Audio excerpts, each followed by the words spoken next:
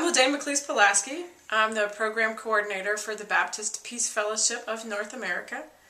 And in case anyone doesn't know, our international headquarters are in the downstairs of Wedgewood Baptist Church. So we are intensely related. As we're part of a coalition that's working against Amendment 1 here in North Carolina. It's part of a larger event that we're doing, a series of national events that we're helping to sponsor along with the Alliance of Baptists and the Association of Welcoming and Affirming Baptists. That's a year-long series of events focused on issues of marriage equality that'll be happening in at least 3 different locations in the U.S. In this year.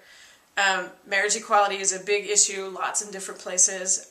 There's some places where it's passed and it's been challenged. There are places where it's passed and people are trying to figure out what that means, and there are places where anti-marriage equality amendments are in place, such as here in North Carolina. So this is one of at least 3 events that we're planning as part of a national progressive Baptist voice speaking out about marriage equality. The reason we decided to focus on Amendment 1 is we actually happen to live here in North Carolina, and so it matters to us. We have a lot of partner congregations in North Carolina, and it matters to them. We have a lot of members in North Carolina who are personally involved in the anti-amendment work. So it made a lot of sense for us to focus here in North Carolina on this one very specific issue. One of the things that's interesting is that sometimes people say to us, why would GLBT justice be something that a peace group would be interested in?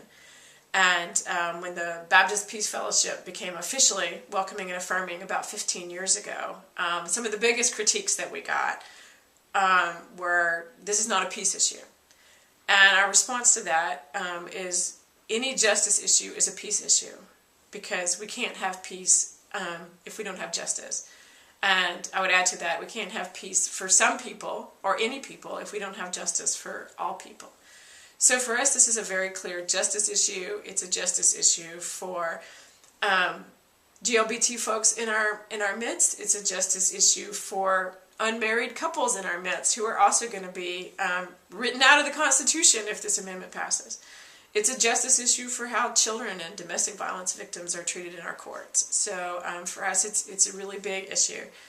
And one of the reasons I would mention is that sometimes when you say that you work for peace and justice, which is what we do, that just seems like such a far and distant concept for some people, that it would be something that diplomats would do at The Hague, as opposed to what ordinary church members might do. And I think, that most peace and justice issues are really lived out right where we are. They're lived out in our homes, in our churches, in our schools, in the things that we do and that we don't do, that we say and that we don't say. And so Wedgwoodians have the right to be right in the middle of this conversation, and I would say even a responsibility to be right in the middle of the conversation. And I think we underestimate how much power it has just to tell our friends and our neighbors and our family what we think. We're printing up some bumper stickers that say, I'm Baptist and I'm against Amendment 1. What might that mean if you drove around town for a couple of months with that on your car? There are anti-amendment yard signs. What kind of conversations might you have with your neighbors if you put that up in your front yard? Particularly if you say, I'm Baptist, I go to Baptist church, my faith is important to me, and I'm against this amendment. So I think that the biggest thing that people at Wedgewood can do on this, or any other justice issue, is just to speak up, to say what you think and what you feel and why.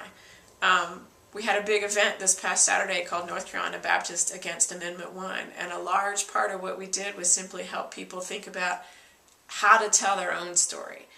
And one of the things that the workshop leader said is, only you can tell your story. God has given you your own personal story, and you're the only person who can share it.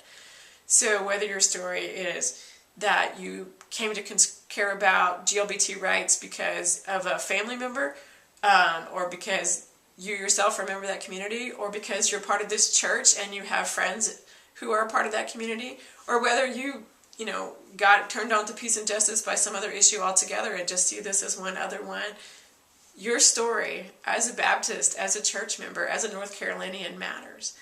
And the biggest thing that you can do is to inform yourself on the consequences of the amendment and speak out.